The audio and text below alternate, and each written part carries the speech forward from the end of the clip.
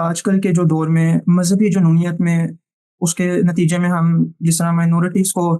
ہمارے ملک میں واقعات ہوتے ہیں، تو اس کے لیے ہم نوجوانوں کو مطلب کہ کیا اس کی تربیت کرنی چاہیے کہ یہ ایک ہمارے معاشرے کے لیے بھی ایک شرمندگی کا باعث ہوتا ہے، کیونکہ ایک چھوٹا سا مطلب کہ گروہ آتا ہے، وہ ابھی جس طرح سوات میں واقعہ ہوا ہے، تو اس کے نتیجے میں وہ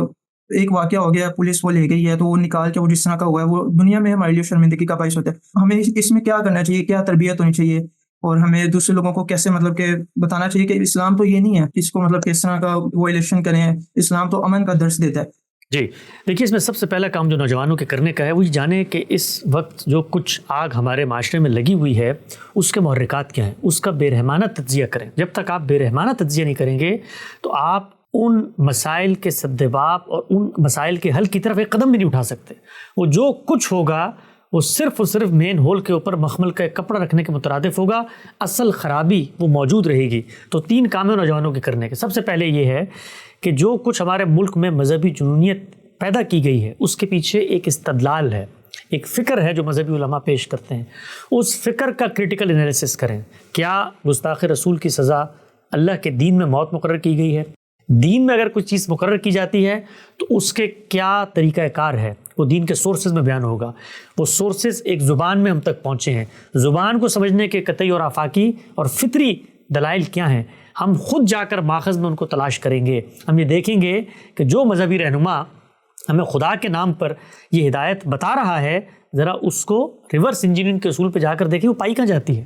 اور اگر وہ پائی جاتی ہے تو اس کے بارے میں باقی معاصر علماء کیا کہتے ہیں۔ تو سب سے پہلا مرحلہ ہوتا ہے علم کو درست کرنا،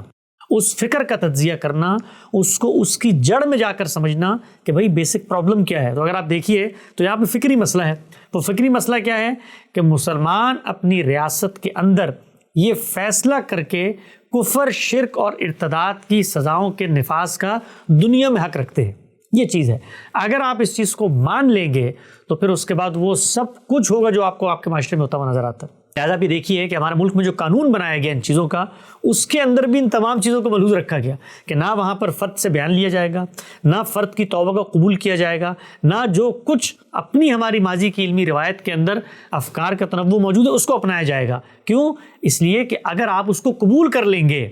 تو پھر اس کے بعد گفتگو ہوگی، مکالمہ ہوگا، پھر وہ خدا کا قانون نہیں رہے گا، وہ انسانوں کا بنایا ہوا قانون بن جائے گا۔ تو نوجوانوں کو پہلا کام جو کرنے کا ہے وہ یہ ہے کہ وہ ان افکار کے پیچھے جو استدلال ہے اس کا جائزہ لیں۔ دوسرا کام جو کرنے کا ہے وہ یہ کہ اپنی سطح پر، اپنے دائرہ اختیار کے اندر جو کچھ ان کی فکر ڈیولپ ہو چکی ہے اس کا ابلاغ کریں،